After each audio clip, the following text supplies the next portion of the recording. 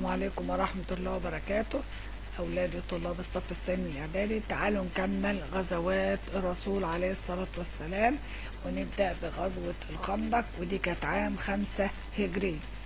في العام ده يا أولاد بدأت أحداث كتيرة تحدث، حيث خرج مجموعة من سادات يهود بني النضير، الطائفة الثانية اللي أخرجوا من الرسول عليه الصلاة والسلام لغدرهم وخيانتهم لعهده، فذهبوا إلى قريش والقبائل المجاورة عشان يحرضوهم على قتال الرسول عليه الصلاة والسلام وأصحابه، فاستجابت لهم قريش وخرجت هي وحلفائها، ووصل عددهم ل10,000 مقاتل متجهين نحو المدينة. وصل الرسول عليه الصلاة والسلام أخبار هذا الاتفاق، فاستشار أصحابه، فأشار عليه سلمان الفارسي بحفر خندق حول المدينة من ناحية الشمال، فأعجبت الفكرة للرسول عليه الصلاة والسلام، وبدأ فعلا في التنفيذ، وأسرع هو وأصحابه في حفره، وكان بيشاركهم أثناء الحفر. بعد الانتهاء من الحفر مباشرة وصل جيش المسلمين. أما وصل جيش المشركين خرج الرسول عليه الصلاة والسلام هو وأصحابه في جيش فيه 3000 مقاتل، يعني تقريبا برضه تلت جيش المشركين، فكان الجبل خلفه والخندق أمامه. تعالوا نشوف تخطيط الغزو. ادي هنا في حرة الوبرة، وهنا حرة بني حارثة، دول تقريبا وادي جبال الحجاز اللي هي جبال البحر الأحمر. تمام. تم حفر الخندق عشان يوصل بين الحرة بتاعة الوبرة وحرة بني حارثة لحماية المدينة من ناحية الشمال، لأنه كان بينه وبين يهود بني قريظة في الجنوب اتفاقية هنا على انهم يساعدوه في حماية المدينة وما يسمحوش لحد يدخل المدينة من ناحيتهم. لكن للأسف بعد ما وصل المشركين وحصروا المدينة من ناحية الشمال وشافوا الخندق، عرفوا ان دي حيلة مش حيلة بيعرفها العرب، فبدأوا يدبروا لمكيدة جديدة، وفعلا بعتوا واحد منهم يتفق مع يهود بني قريظة عشان يسمحوا لهم بالدخول من هنا، عشان يبقى المسلمين محاصرون من الداخل ومن الخارج. لكن بعد الحصار ده ربنا سبحانه وتعالى أرسل ريح عاتية اقتلعت جذور خيامهم، ومما أدى إلى إلقاء الرعب والخوف في قلوبهم، فمشوا وسابوا المدينة، فلم يتبقى إلا يهود بني قريظة اللي خانوا عهدهم مع الرسول عليه الصلاة والسلام. عشان كده راح لهم، وهناك الرسول عليه الصلاة والسلام أخرجهم من المدينة. لما رأت قريش حلفائها قالوا إن دي مكيدة، لما شافوا الخندق قالوا دي مكيدة ما عرفهاش العرب، فرضوا الحصار واستمر الحصار لمدة شهر. فلما غدر يهود بني قريظة بالعهد كان بينهم وبين الرسول وانضموا المشركين، اشتد الحصار، فأصبح هناك عدو من الشمال وعدو من الجنوب، واحد من الخارج والتاني من الداخل. ربنا عمل ايه؟ أرسل ريح شديدة اقتلعت خيامهم وقذفت الرعب في قلوبهم، فمشوا وسابوا أماكنهم. نتائج بقى الغزوة إنهم رجعوا لبلادهم خسرانين يوم فرح المسلمين بنصر الله. 2 بسبب غدر يهود بني قريظة بالرسول عليه الصلاة والسلام وخيانتهم للعهد، توجه إليهم وحاصرهم وأمر بخروجهم خارج المدينة. طيب الدروس المستفادة من غزوة الخندق: ضرورة الوفاء بالعهود، التأكيد على مبدأ الشورى وده من أهم مبادئ الدين الإسلامي، ضرورة استعداد الجيد للمعركة، الاستعانة بأهل الخبرة والمعرفة في التخطيط للحرب، الإيمان بالله والثقة في أن النصر من عند الله وأنه سوف ينصرهم على الأعداء، والإيمان بأن النصر لا يأتي إلا من عند الله وليس بكثرة العدد. والدليل أهو، المشركين كانوا 10,000 والمسلمين كانوا 3000، ومع ذلك انتصر المسلمين على المشركين رغم قلة عددهم زي ما حصل في غزوة بدر. نيجي بعد كده لصلح الحديبية سنة 6 هجرية. الرسول عليه الصلاة والسلام عزم على أن يؤدي العمرة، فخرج في جمع من أصحابه قاصدين مكة حتى وصلوا إلى مكان بيدعى الحديبية، وهناك أرسل الرسول عليه الصلاة والسلام إلى قريش سيدنا عثمان بن عفان عشان يعرفهم إن هو لم يأتي لقتال، ولكنهم أصروا على منعهم من الدخول، وشاع خبر مقتل عثمان بن عفان. بعد كده الرسول عليه الصلاة والسلام بايع أصحابه على قتال قريش، وسميت هذه البيعة ببيعة الرضوان. لكن سرعان ما عاد عثمان بن عفان، وأرسلت قريش رسلا لمفاوضة الرسول عليه الصلاة والسلام، وتوصل الطرفان إلى صلح أطلق عليه صلح الحديبية. فعاد الرسول إلى المدينة، ولكن الرسول عليه الصلاة والسلام اعتبر الصلح ده فتحا مبينا للمسلمين. طب ليه؟ أولا لأن من شروط صلح الحديبية إنها تتوقف الحرب بين قريش والمسلمين لمدة 10 سنوات، وده هيسمح للرسول عليه الصلاة والسلام بإرسال الرسل للملوك والرؤساء في العالم كله يدعوهم لدخول الإسلام. وهتبدأ مرحلة جديدة هي مرحلة الدعوة العالمية، ومواجهة كل من يقف أمام تبليغها ونشر فضائلها بين الناس. شروط الصلح: أولا إيقاف الحرب بين الطرفين لمدة 10 سنوات، يؤجل دخول المسلمين إلى مكة العام القادم، من أراد أن يدخل في حلف محمد دخل فدخلت قبيلة خزاعة، ومن أراد أن يدخل في حلف قريش دخل فدخلت قبيلة بكر.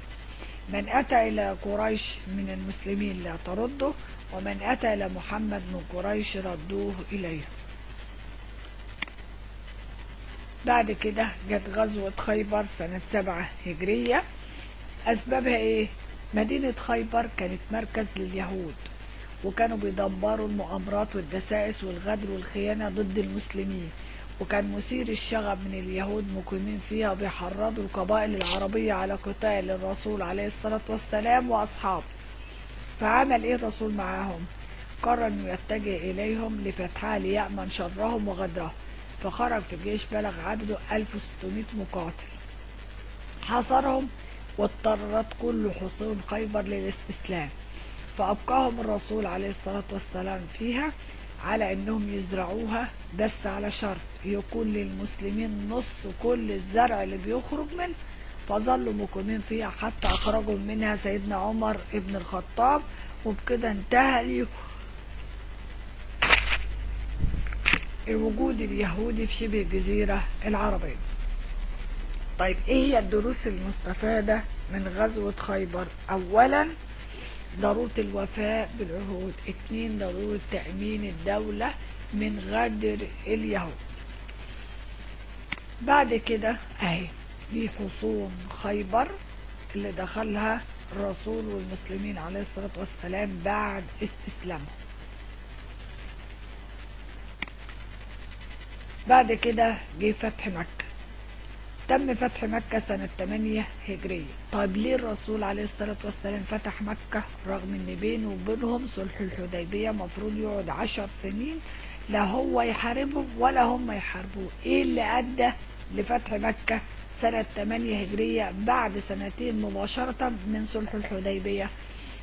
لان اول حاجة نقضت قريش عهدها مع الرسول عليه الصلاة والسلام، وتحالفت مع قبيلة بكر ضد قبيلة خزاعة اللي لو تفتكروا دخلت في حلف سيدنا محمد صلى الله عليه وسلم من ضمن شروط صلح الحديبية، وهجموا عليهم مفاجأة وليلا وقتلوهم وهم آمنين مطمئنون. طبعا الرسول عليه الصلاة والسلام وصلته الأخبار، فخرج بجيش بلغ عدده 10,000 مقابل لفتح مكة دون قتال، وأمرهم بعدم القتال وعفى عن أهلها أجمعين. فأتى إليه الرجال والنساء من قريش يعلنون إسلامهم ويبايعوه على عبادة الله سبحانه وتعالى. طيب ليه الرسول أمرهم بعدم القتال؟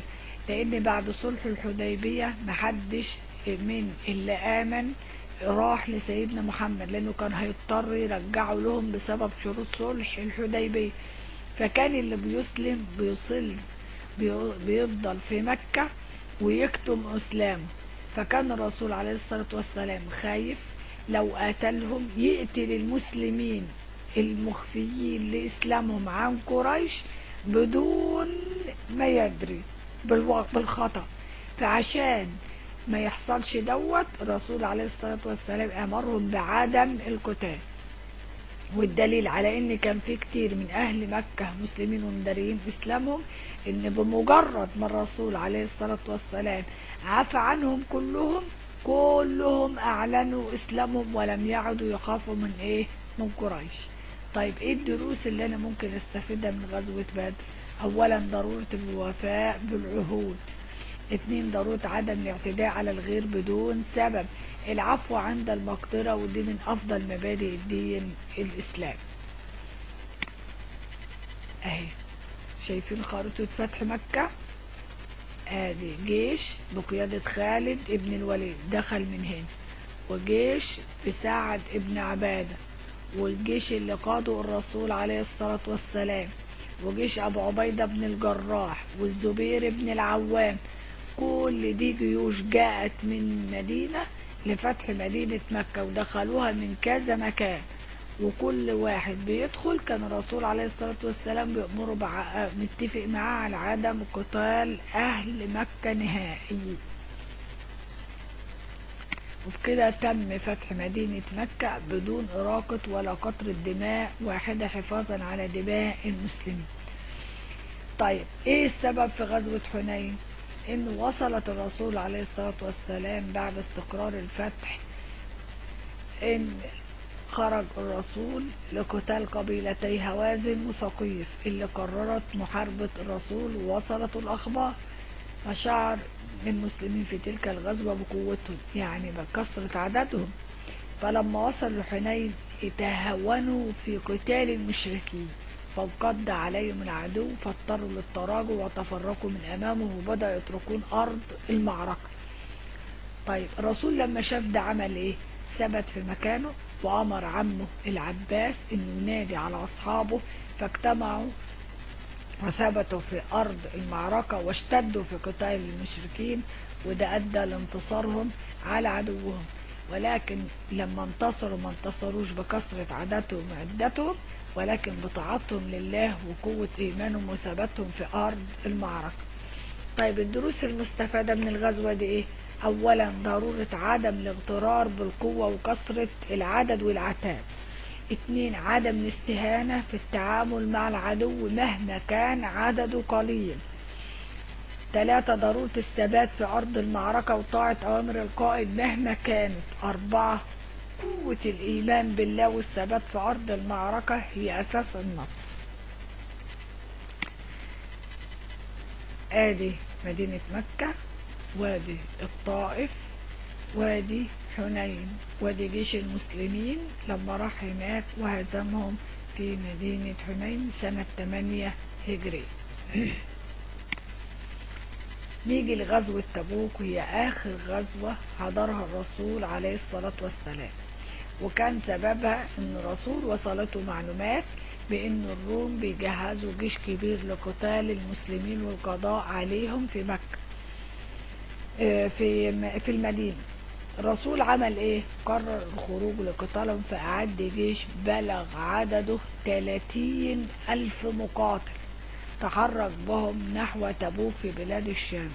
عندما وصل تبوك أرض المعركة لم يجد أي أحد من جيش الروم، حيث قذف الله في قلوبهم الرعب والخوف وتفرقوا جميعا، وعاد الرسول عليه الصلاة والسلام بجيش المسلمين سالما إلى المدينة بدون حرب. طيب الدروس المستفادة من غزوة تبوك إيه؟ ضرورة الإيمان بقدرة الله تعالى على نصره لعباده المسلمين اللي بينشروا الدين الإسلامي. ضرورة الإعداد الجيد للمعركة وإعداد الجيش وتدريبه. ضرورة تجهيز الجيش بالتدريب الجيد والأسلحة قبل المعركة. ضرورة نصر دين الله ومحاربة كل من حاول منعه ونشره في أي مكان في الدنيا. آدي المدينة، وخرج جيش المسلمين متوجه إلى تبوك، وراح هناك ملقاش ولا حد من الروم، ورجع بالجيش منتصر للمدينة. بعد كده في في السنة العاشرة للهجرة خرج الرسول عليه الصلاة والسلام لأداء فريضة الحج، وخطب في الناس خطبة الوداع بين لهم فيها مبادئ الدين الإسلامي. بعد عودته من المدينة مرض في العام التالي، وانتقل إلى جوار ربه يوم الاثنين 12 من ربيع الأول في العام 11 للهجرة، بعد أن أدى الأمانة وبلغ الرسالة، فجزاه الله عن الإسلام والمسلمين خير الجزاء. كده انتهى الدرس، واتمنى تكونوا فهمتوه، ولو في أي حاجة ممكن تسيبولي في التعليقات اللي انتوا عايزينه وانا ارد عليه ان شاء الله. اتمنى لكم مزيد من